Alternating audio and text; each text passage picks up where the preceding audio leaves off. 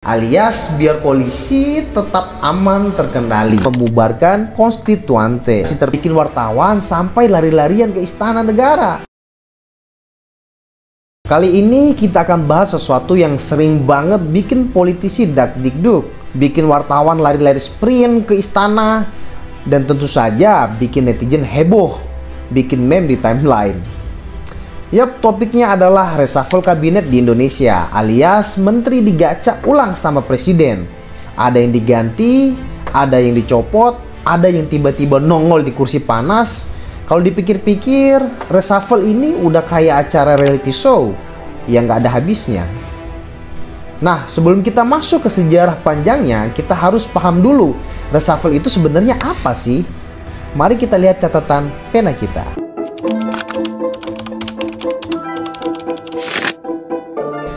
Sederhananya, reshuffle adalah saat presiden mengganti, memutasi, dan mencopot menteri di tengah masa jabatannya. Alasannya bisa banyak, kadang karena menterinya nggak perform, kadang karena sakit, kadang kena kasus hukum, dan sering juga karena faktor politik, alias biar polisi tetap aman terkendali.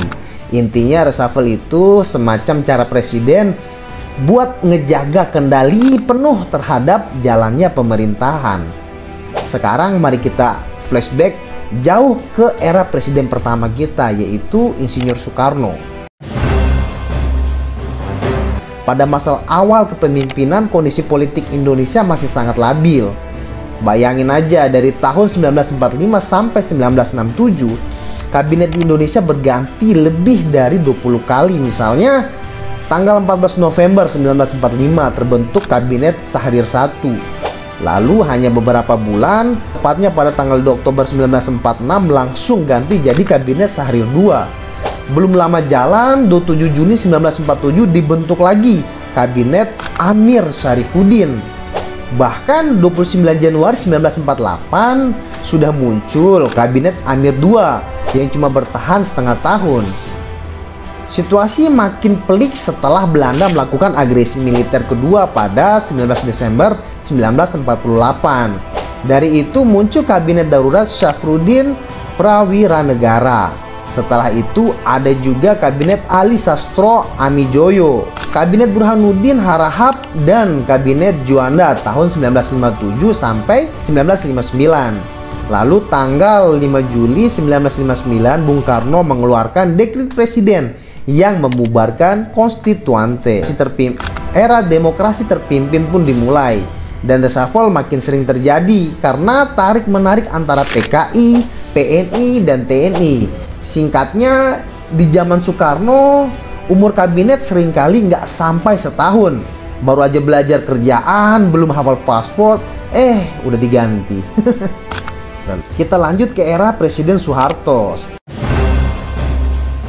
Setelah Soekarno turun, Soeharto naik jadi presiden pada 1967 dan Orde Baru dimulai. Nah, kalau di era ini, kabinet justru lebih stabil.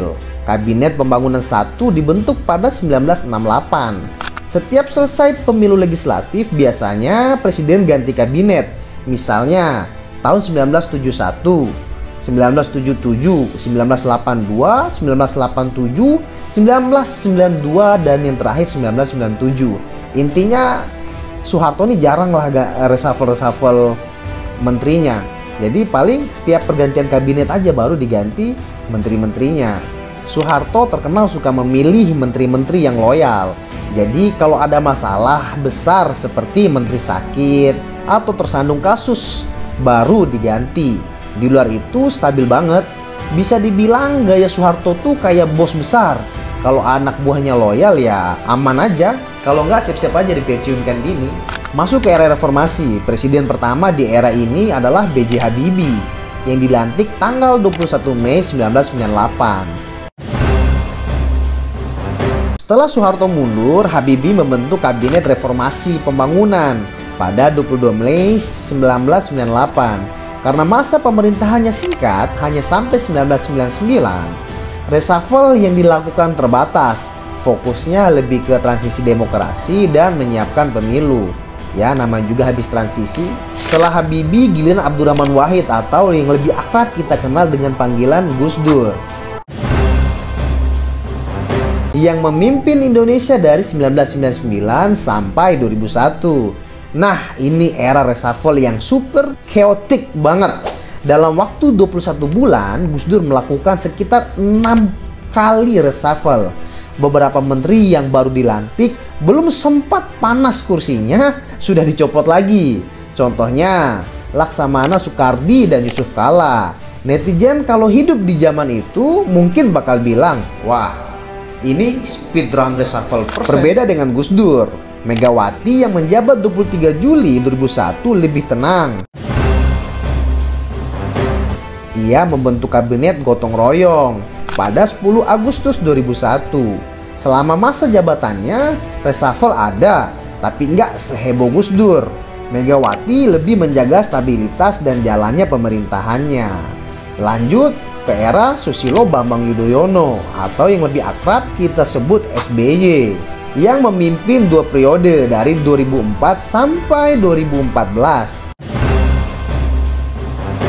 Kabinet Indonesia Bersatu dibentuk 21 Oktober 2004 dan sempat direshuffle tahun 2005 dan 2007.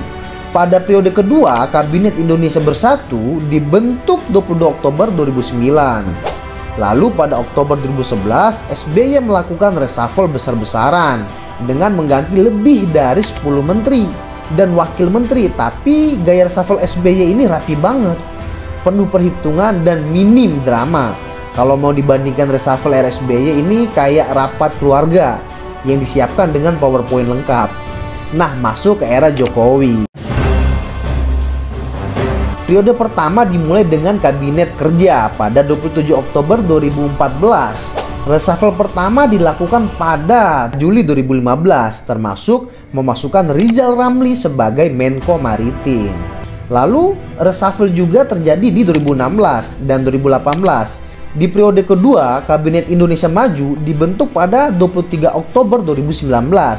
Salah satu reshuffle paling heboh terjadi pada 23 Oktober 2020 ketika Menteri Sosial Julian Batubara diganti karena kasus korupsi bansos. Reshuffle juga dilakukan lagi pada 2021 dan 2022. Jokowi terkenal dengan cara pengumumannya yang mendadak, bikin wartawan sampai lari-larian ke istana negara.